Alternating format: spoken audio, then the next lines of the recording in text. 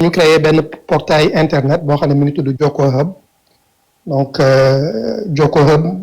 c'est comme Facebook wala LinkedIn mais pour ñun Sénégalais yi la dañ ko def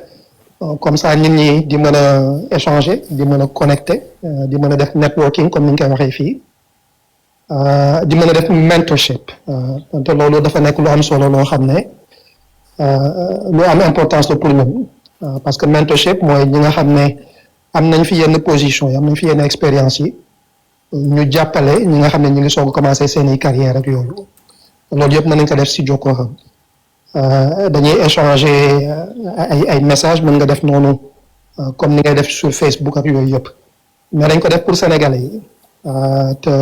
liñ ci jublu mooy ku ci nekk si ñun ci li ngay dox nga mën ci am avancement parce que ñun dañu considérer que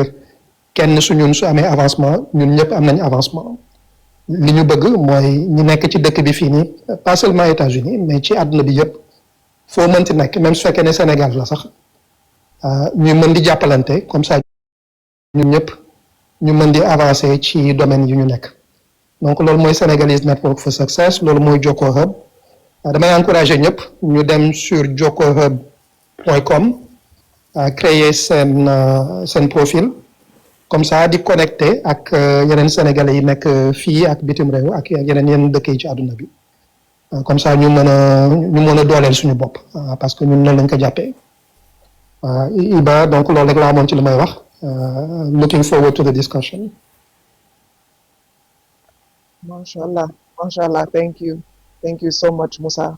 xam naa Iba mën na tàmbali. Yeah no Moussa jërëjëf thank you so much sama gars ñoo ko déggandoo te suñu am nañu TikTok boo xamante ne ni mi ngi en ligne TikTok baa ngi nii mooy def si écran bi ngeen di gis boo leen fa cliquer léegi di ngeen mën a dem ngeen suivre ñu ndax comme ni ko Moussa waxee am nañ ay ressources yu bëri yoo xamante ne ñu ngi siy liggéey incha allah te njëriñu sénégalais yi moo lañ tax a jóg ak yaa ma koo xam képp koo xamante ne ni mën na si jëriñu incha allah donc dem leen léegi incha allah ngeen connecté wu ngeen mën a xam nga ngeen mën a def lu ñu naan networking ne ko malheureusement sénégalais yi boo nee networking lu ñuy fàttaliku moom mooy li jëm si wàllu branlon yéen a ngi fàttaliku branlon donc bu gaa nee branlon rek gaa yi ne non néeg naa mais branlon dafa doon loo xamante ni moom mooy doxal réew mi ok ne ko ñu bëri bu ñu amee yenn position yi nga naan kii nii non mérité wu ko néeg naa c'est parce que dafa am connection te connection boobu dafa am importance ne ko si suñu groupe bi macha allah am na ay nit yoo xamante ni nii ñu ngi liggéey si gouvernement États-Unis gouvernement Sénégal xam nga ñoo xamante ni nii macha allah ils sont branchés am na ñoo xam ne ay ingénieurs la ñu lépp loo xalaat gars yi ñu ngi si biir donc dem leen ngeen connecté wu ngeen mën a xam nga lu mu dee yow lii boo connecté woo amul dara lu mu lay yàqal you know bu la jëriñul du la yàqal te boo si gisul njëriñ tamit nga bëgg a avancer tu peux avancer yaa ma gën a xam te amoo dara looy fay c'est pas loo xam ne da ngaa war a fay xaalis ak néeg na non donc dem leen ngeen supporter li nga xam ne moom la gars yi di def ndax gars yi ñu ngi def benn mouvement boo xamante ni kenn fayu la dañ koy def gratuitement pour la communauté sénégalaise yaa ma gën a xam donc loolu bëggoon naa si dolli rek tuuti rek mooy par exemple man dama naan ni que genre plateforme yooyu noonu dafa nekk benn plateforme boo xam ne yow da nga siy gis sa bopp naka nga ciy gisee sa bopp mooy yow ay experts yoo xam ne yàgg nañ nekk si dëkk bi jot nañ am expérience ñoom ñoo dajale seen ay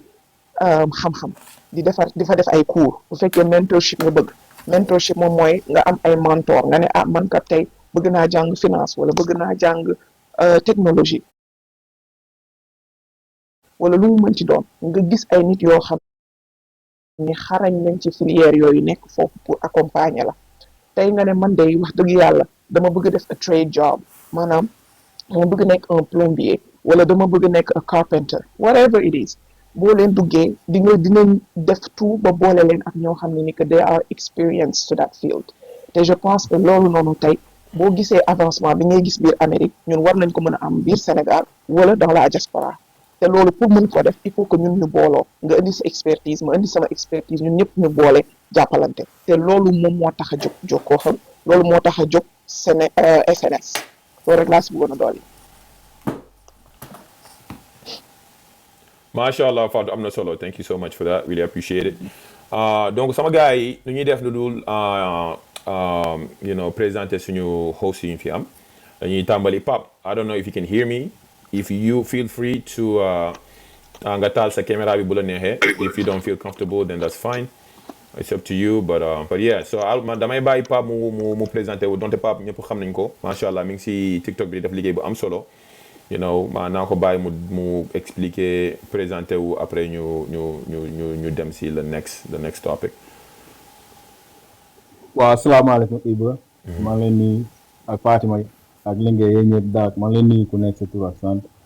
man Pape lañ may wax Pape Diassé. So maa ngi fii Baltimore maa ngi yëngu ci affaire loi police yàgg naa xaw naa yàgg Baltimore depuis 2008 mais 2001 laa ñëw Amérique so xaw naa fi yàgg so comme ni nga ko waxee rek bi nga ma ko waxee dama ci kontaan wax dëgg yàlla boo xoolee fii ñu fi nekk yëpp ñun ñëpp benn lañ ay suñu sœur suñu mag suñu rakk suñu doom suñu jarbaat so ñu ngi fii daal bu nekkee am ngeen question boo xam ne am pour da ngeen ko war a laajte so ñu ngi disponible pour di koy jéem a buñ xamul kii bi institut nañ ko jéem a recherche wax leen incha allah am na solo macha allah thank you so much for that Pape duñ def lu dul jël Linguère thank you so much for joining us and the floor is all yours. Assalamu alaikum, everybody. Man my Linguère, my Wolof. I'm just going to speak predominantly English, so I apologize for that. I am here, obviously, to enlighten all of you guys on your rights, what you need to do when you encounter somebody like Pav or, Eva or ICE in this case. I've been here forever ago, so I want to emphasize, I'm not an immigration attorney, but I am in the area of criminal international law with focus area in drug and sex trafficking. A lot of what I do is very intertwined with the legal system here in regards to the policing. So I am here to remind you of your rights, what rights you have, what rights you don't have, what you do when you encounter ICE, and what you should not do. So if anybody have questions, we're all here to help you. I am also very privileged to be here with my brothers and my sister, and just really happy to be here with you all. And thanks for listening, guys. MashaAllah, Linguère does an exceptional job. And an exceptional job. And pass ko Fatou door ñu wolof tuuti translate après ñu continuer inshallah. ok donc defe naa ne ni que Linguère ñu bari jot nañ koo xam mais pour ñi ko xamul Linguère dafa nekk nit koo xam ne ni que vraiment xam na lu bare si mbirum ICE wala si mbirum loi Amérique nee na nag dafa bëgg ngeen xam ni moom nekkul attorney c'est-à-dire nekkul a lawyer parce que ñun sénégalais loolu lañ xam lawyer nekkul a lawyer mën na joxe ay guidance mën nañu aider à ce que peut-être ñu xam yenn yi mais cela ne veut pas dire que moom dafa taxawaayu lawyer pour nit ñi xam ne que waxeewul comme si ni que position wu lawyer la xam na ci lu bari ndax moom mi ngi liggéey ci international law ak lépp lu jëm ci ay yenn crimes yi donc ñu bàyyi ci xel bu baax présenté wu na moom mooy Linguère yàgg na fii biir Amérique olofam nag leerul noonu moo tax ma leen di traduire all right. MashaAllah neko am na solo. Linguère, thank you so much for being here today. We are very excited. Linguère, also, I want to just a quick. I am not an immigration attorney, but a criminal attorney versed in criminal and international law. I get a lot of people messaging me about immigration, come defend me here and there. I cannot defend you in immigration court. But if you commit a crime, which I hope nobody did, I will be right there to help you. Help, absolutely. Donc ci loolu noonu dafa bëggoon a gën a leeral rek que moom peut-être nekkul immigration maanaam mënul nekkul avocat wu immigration mais avocat wu képp koo xam ne da nga fi def crime donc day ñaan nag que xëy na peut-être kenn du ko soxla ndax day ñaan kenn du fi am benn crime boo fiy def ba di ko soxla mais encore une fois day ñaax rek képp koo xam ni soxla nga ko ci mbirum crime moo ngi fi mën na leen ci jàppale. macha allah am na solo léegi duñ def lu dul jël Dak 59 mi nga xamante ne nii macha allah mi ngi def liggéey bu am solo si lu jëm spécifiquement si immigration ne ko boo leen duggee si page am chaque jour mi ngi update chaque jour parce que instant yi nii li jëm si wàllu surtout law immigration day changé comme climat bi donc moom boo leen ko toppee dina leen update jox leen ay information yu am solo donc Dak 59 thank you so much for being here and the floor is all yours. waaw salaamaaleykum Ibra maa ngi lay nuyu bu baax a baax di leen ziar gars yi nekk ci kanam bi yëpp ak gars yi seetaan yëpp comme ni nga ko waxee saa su ne rek donc dañu fi ñëw pour partager li nga xamante ne moom la ñu xam ci lu tuuti ak suñu frères yi ak sœurs yi encore une fois nekk ñu pour joxe ay conseil juridique li ñuy wax ay legal advice mais dinañ jéem a répondre question yi ci li nga xam ne mooy anam yi nga xam ne jàpp nañ ne mën na jaadu mën a jëriñ aussi yenn doomu aadama yi voilà donc mooy profiter wala ci occasion bi pour wax ne am na ñaari doomu aadama yoo xam ne aussi ñu ngi def liggéey bu am solo ci communauté bi comme Ablaye Ba mi ma bind léegi donc day yëngu lu bëri ci wàllu banque j'espère que aussi peut-être benn jour di ngeen ko invité mu gën a yaatal ci yooyu parce que dafay def liggéey boobu keneen ci docteur Gueye aussi dafay xam nga conseiller gars yi di leen wax lu bëri lu jëm ci seen wàllu santé surtout santé mentale et je pense que genre nit yooyu dañu leen soxla ci communauté bi quoi beneen bi tamit mooy Père Famoussa donc mënul ñàkk ma saluer ko ci liggéey bi nga xamante ne moom la ñuy def quoi donc jërë ngeen jëf. yeah no Dak 59 thank you very much ne ko évidemment Abdoulaye Ba xam naa ko bu baax a baax te bu fekkee je ne sais pas ba am na ñu ko fàttaliku ou pas mais ñëwoon na sax si suñu événement bu ñu amoon New York bàyyi itam ñëw fa rencontré yenn gars yi donc te moom li jëm si wàllu finance moom macha allah ne ko xam naa boo oytun Fatou when you do your tax and stuff like that he will be a great person to talk to as well. It would be awesome to have him. li jëm si Père Famoussa sama père la dañuy déggante I have his phone number dañuy déggante tout le temps te moom sax invité woon naa ko mais xam nga rek moom li jëmoon si wàllu webinar bi moom waxul lu bëri li jëm si côté boobu quoi mais bu fekkoon ni c'était officiel TikTok boobaa dina ñëw ndax sama TikTok yëpp macha allah day teew te moom macha allah ancien la xam na bagage yi làkkat na bagage yi yaa ma gën a xam mooy loolu donc Père Famoussa thank you so much te tamit Dak docteur bi nga wax je ne me rappelle plus de son nom mais tamit ñëpp communauté bi li ko tax a jóg moom mooy sénégalais yëpp képp koo xamante ni jàpp nga ni yow am nga information yoo xamante ni mu nga jàppale suñu mbokk sénégalais rek incha allah dañ naan la yegsil si jàmm xam nga ndax c'est très important ñu jéem a xool lu ñuy def ba mën a jàppale suñu mbokku sénégalais yi parce que loolu moo ñu tax a jóg quoi mais du ñu def lu dul donc commencer événement bi parce que évidemment sànq ba tey ñu ngi wax xaar leen ma taal lii après ñu waxtaan si événement bi xool na lañ mën a def ba jàppale suñu mbokku sénégalais yi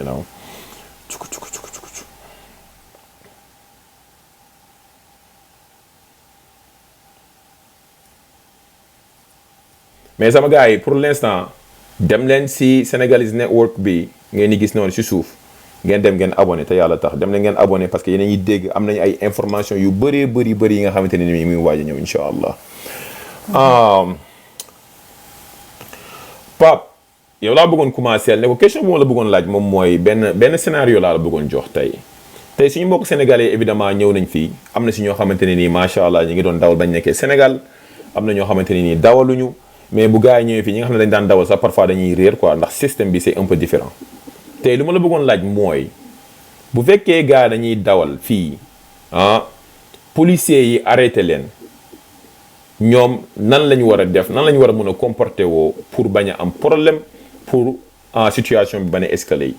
parce que en tant que policier parfois damay gis gars yi am na yenn action yu ñuy def yoo xamante ne nii sax mun na tax ba gars yi leb si seeni fan te mu doon loo xamante ni c'est important moo bëggoon nga waxtaan ak suñu gars yi éclaircir leen bu fekkoon dañoo nekk si benn situation bu mel noonu nan la ñu war a def incha allah. waaw Iba question bi nga laaj moom am na solo dëgg-dëgg moom même question boo xoolee sax même américains yi sax dañ ci am problème. ñoom xamuñ nan la ñu war a comporter bu nekkee ne da ngay dawal police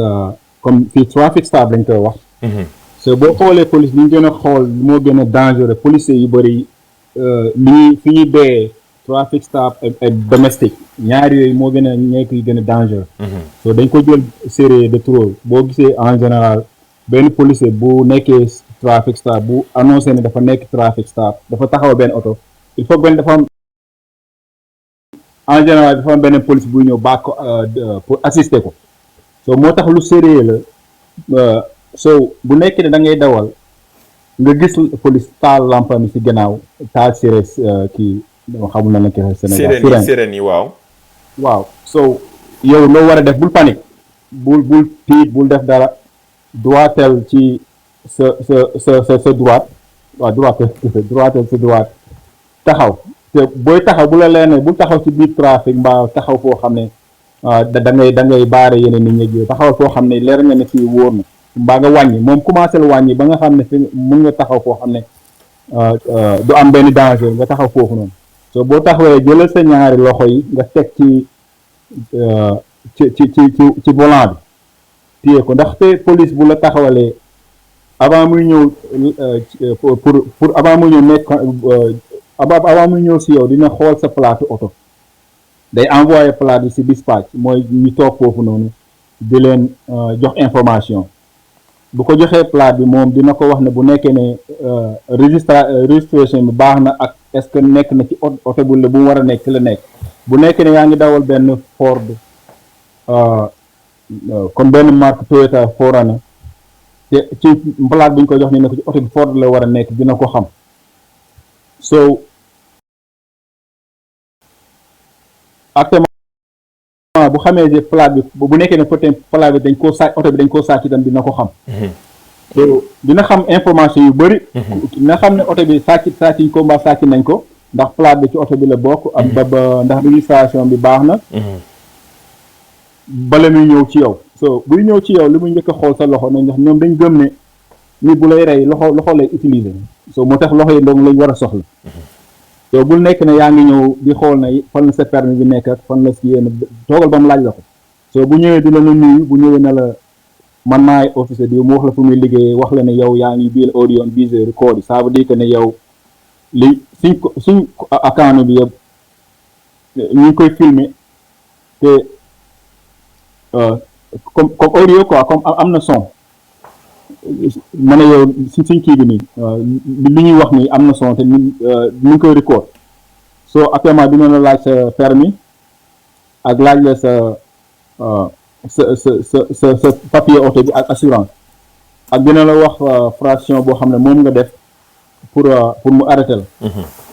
so bu la ko laajee mais soo nga jox ko te bu fa nekk di waranteeg moom ak bul nangu ne comme par exemple dina la wax ne est-ce que xam nga la moo tax ma taxawal la yooyu nekk noonu xaw ma so dina la wax la moo tax mu taxawal la après jël sa information bu demee en général 9 out of 10 police bu la taxawee bu ñëwee bu nekkee ne yow dafa joxoo ko benn problème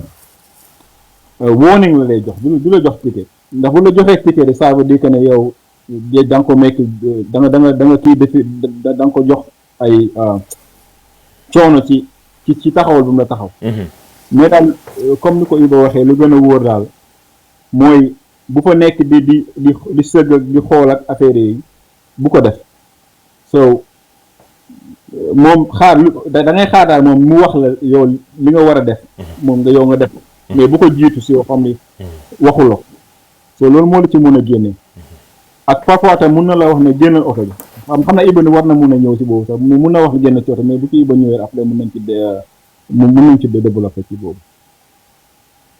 dama xamul la est-ce que non am na solo te li ma si bëggoon dolli sax moom mooy comme li Pape wax ngir yàlla bu leen policiers yi arrêté jël leen seen loxoy teg si volant bi bu nekk si sax naan non xam naa lu ma policier bi di laaj dafa may laaj sama permis de conduire assurance ak registration xaar ma jëm ko seet non non yow tegal sa loxo si volant bi bu ñëwee moom dina la wax lan la soxla ngay doog a dem nga dem uti ko donc am na ñoo xam ne sax dañ naan la même bu la nee lii laa soxla sax da nga koy laaj est-ce que mën naa ko dem jël nga dem jël te aussi tamit man mii sax dama koy def damay tendre gars yi piège bu ma la arrêté dama naan la yow est-ce que xam nga la moo tax ma arrêté la bu fekkee ne sa la da ngaa yor lamiñ bu rëy di mbëcc rek da nga naan man kay dama doon dawal yor sama portable fekk yow man gis ma ni woon sax yaa ngi sa portable dama la arrêté parce que da ngaa waroon jàdd gauche jàdd droite wala nga romb feu rouge bi mais li nga wax noonu yow dooleel nga ma si sama preuve yi nga xam ne moom laa soxla donc te loolu dama koy gis sama body cam bi donc dina permettre ma dolli la beneen charge bu fekkee dama la bëgg a charger quoi donc baa leen si xel bu baax am na solo ne ko Abdoulaye Ba laajte na benn question mi ngi doon wax ba xam bu fekkee da nga wane sa assurance si sa portable ba xam loolu c'est accepté yes you can mun nga ko wane tamit amul benn problème mais Pape thank you so much for that answer. Iba am na benn affaire bu ma ci bëgg a yokk ngir yàlla bu leen police arrêté bu leen mais xam nga instant bu muy toog di run sa tag bi pour xool ndax ci oto bi la bokk instant boobu bu leen génn oto bi boobu mu ngi toog ci oto bi def liggéeyam bu leen génn oto li gën a dangereux mooy ñuy def bu la police taxawalee ñëwagul ci yow rek nga génn oto bi di ko laaj ndax man ngay taxawal ak yooyu bul def loolu mooy li gën a dangereux si loo xam ne moom ngay def. ngir yàlla bu leen génn oto bi toog leen même bu doon toog 10 minutes 15 minutes 20 minutes ñëw ci yow toogal ci oto bi loolu laa ci bëggoon a yow. macha allah am na solo ne ko gars yi ñu ngi bind ay questions yu am solo si commentaire yi Fatou j'espère que ni yaa ngi koy bind nañu waxee bind si olof dëgg bind wala bind rek baax na.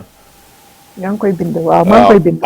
benn bi répondre nga ko. waaw mais xam naa beneen bi moom dañuy bàyyi ba. waaw nañ bàyyi ba si kanam incha allah non ne ko question bu ma bëggoon laaj beneen bi si topp moom mooy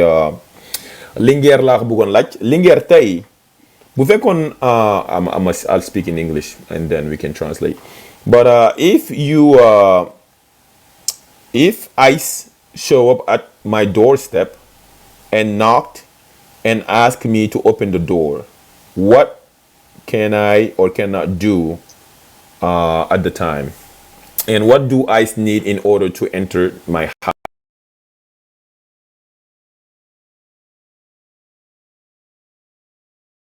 house? Ne ko question bi mooy tey bu ma nekkoon sama biir kër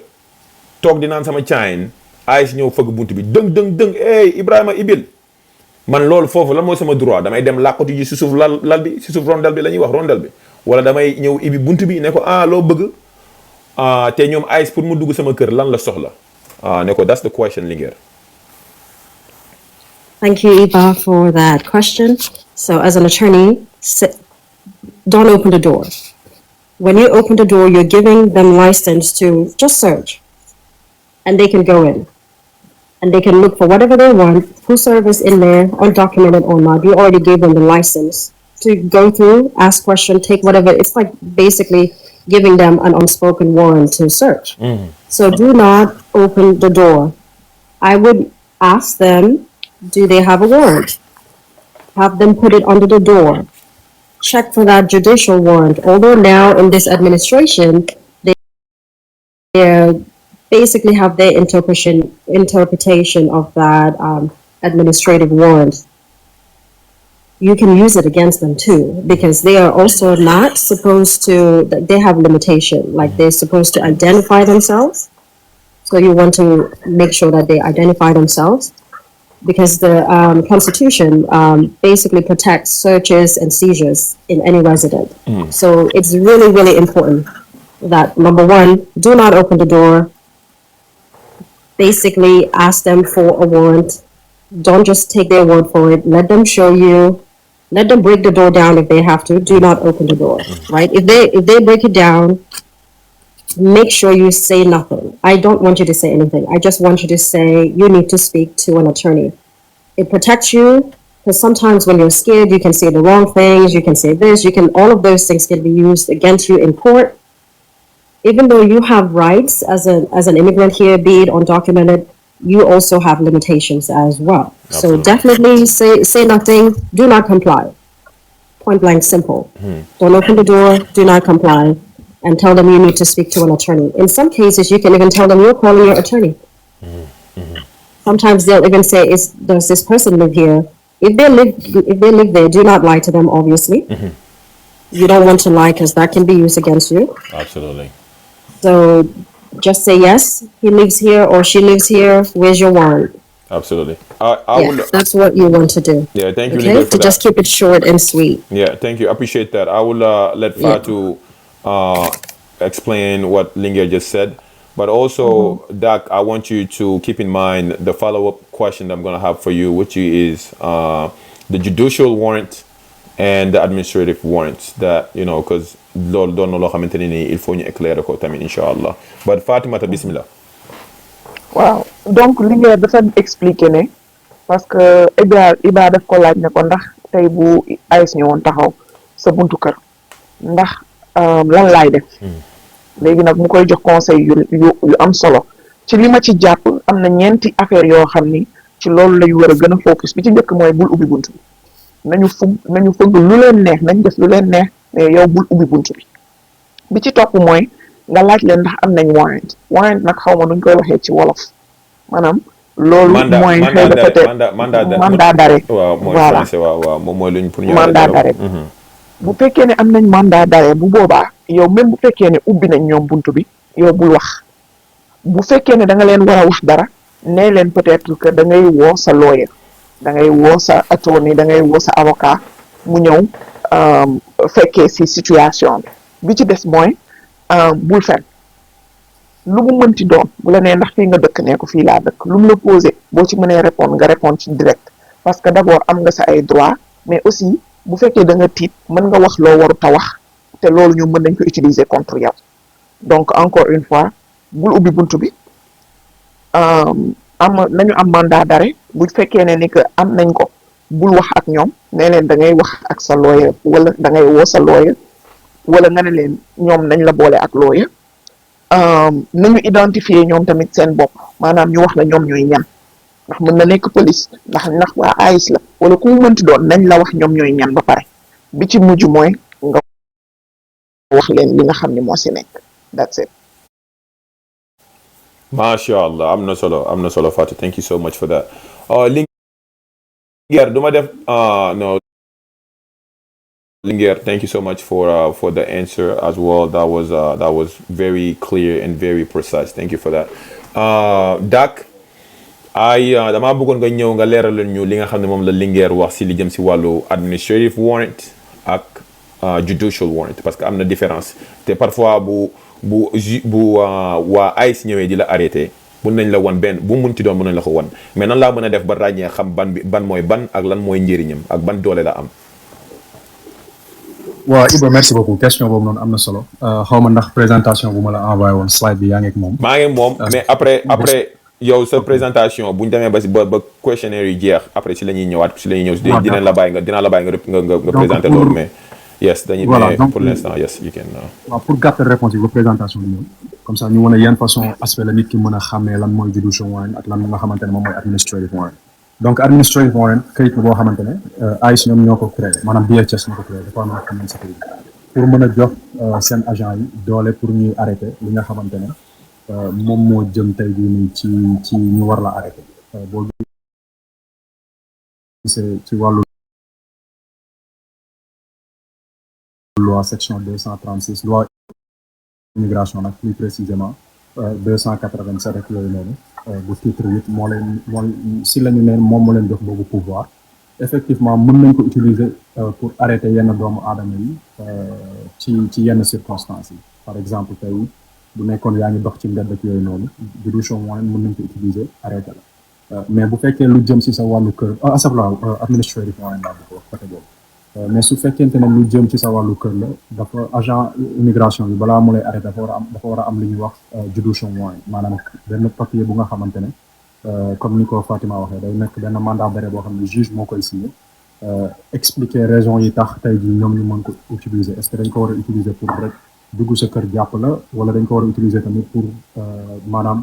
xool lan moo nekk sa biir kër maanaam di xool ay bagage wala di fouetter yenn affaires yi quoi. Donc loolu juge moo ko war a signé loolu moo leen di def autorisation ñu mën a am droit pour dugg si kër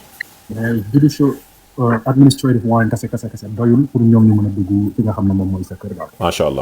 allah am na solo merci beaucoup thank you so much for that Dak te damay sama follow up question moom mooy tey ma jaar si yoon bi ñëw États-Unis nekk New York recevoir benn lettre boo xamante ne nii waa USCIS ñoo ma ko envoyé xawma dégguma anglais lan laa war a def bu ma jotee lettre boobu te tamit bu fekkee dañoo ibbi lettre bi ñu ne ma lettre bi kat da ngaa am sa master hearing mais mu doon jamono joo xamante ne nii man damaa ragal ndax gars yi ñi ngi détenir gars yi bu ñu demee tribunal man bu boobaa damaa war a dem ba tey wala damaa war a toog sama kër bàyyi ba benn yoon ma doog a dem ba sama xel dal may doog a dem.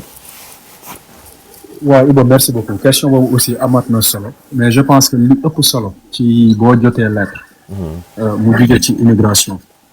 li nga xam ne moom moo war doomu aadama bi mooy dafa war a consulter wu ak avocat d'abord ba xam exactement lan lañ ko toppee lettre boobu lan lay jëriñ yamul rek tey ci comme NTA boobu parce que NTA bi ñu bëri tey moom mooy notice papier boobu tey bi nga xam ne ñu bëri jaar nañ ci frontière bi ñu jox leen ko pour ñu dem wuy bi juge parce que dafa am lu ñu leen toppee très souvent nag ñenn ñi bu ñu génnee dañuy dem fekk ku mel ni BAC boo xam ne amul benn expertise ci wàllu loi immigration ñu ne ko xoolal ma kayit bi li ñu ko wax mooy ok am nga NTA mën nga dugal asile boo dugalee asile di ci am work permit donc ñu ci bëri li leen ci intéressé woon moom mooy work permit bi mais ba léegi xamuñu NTA bi lan moo ci nekk maanaam tuuma yi lu mel ni legal li nga xamante ne moom mooy factual allegation yi tuuma yi nga xam ne moom la ñu teg seen kaw ndax tey jii tur bi ñu def ci NTA bi est-ce que turam la est-ce que nationalité bi ba nga xam ne moom lañ ko def est-ce que loolu nationalité la yooyu yëpp dafa nekk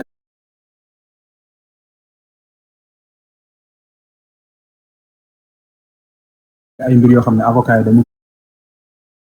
koy saytu d'abord avant ñoom ñuy d'accord tuuma bi nga xam ne moom la ñuy teg seen kaw client beneen bi aussi ba ci ay nombre bi ñu leen defal maanaam seen alien registration number est-ce que nombre boobu noonu méngoo naag moom est-ce que moom ci jëmmi boppam la ñuy topp nekk ay mbir yoo xamante ne dañ ko war a saytu ci biir tamit am na ci yenn façon code yi nga xamante ne avocat yi ñoom ñoo koy tekki dafay am ay daan yu bokkul par exemple di nga gis koo xam ne bu dugg seeg NTA boobu mën na bénéficier wu ci li nga xamante ne tey mooy parole humanitarian parole bi nga xam ne sax am nañ parole humanitaire am na si ñoo xam ne dañu am parole conditionnelle dañ leen di mayale parole conditionnelle parce que dañ nekkoon ci custody wu AIS daf leen téye woon donc bi ñu génnee noonu tamit ñu induire leen en erreur ñenn ñu ne leen non mën nga déposer li nga xam ne mooy work permit parce que am nga parole mais ki la ko wax xamul différence su parole humanitaire ak li nga xam ne mooy parole conditionnelle xamul ñaar yooyu ban moo la ci mën a ubbil porte pour wàllu liggéey donc yooyu yëpp mooy erreur yi nga xamante ne moo jiitu ci yenn doomu aadama yi li ñuy def ci wàllu NTA yi beneen bi ma bëgg wax mooy am na NTA boo xam ne sax tey boo ko jotoon balaa ñu lay àtte sax sa avocat mën naa xeex ba ñu tëj ko mooy lan parfois gouvernement bi daf lay jox li ñuy wax defective NTA maanaam dafa am ay charte yoo xamante ne loi dafa wax ne dañu war a respecter charte yooyu donc charte yooyu noonu su fekkee matul maanaam nit ki fan lañ ko war a juger date bi fan la temps bi ban heure la yooyu yëpp su manqué ba ci actem loi nu mu yombee loolu yëpp ba ci loi sax mën nañ koo tëj sa avocat mën naa xool ne ok NTA bi dafa defective nekk na loo xamante ne baaxul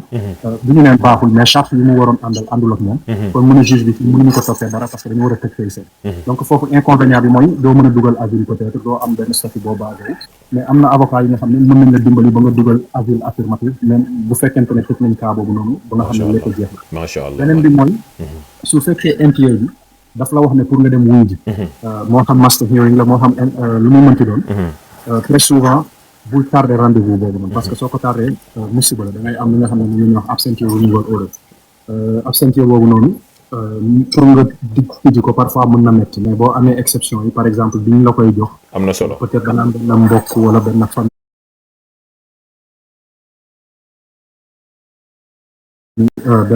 da nga nekk ay gàllankoor moo xam da nga feebaroon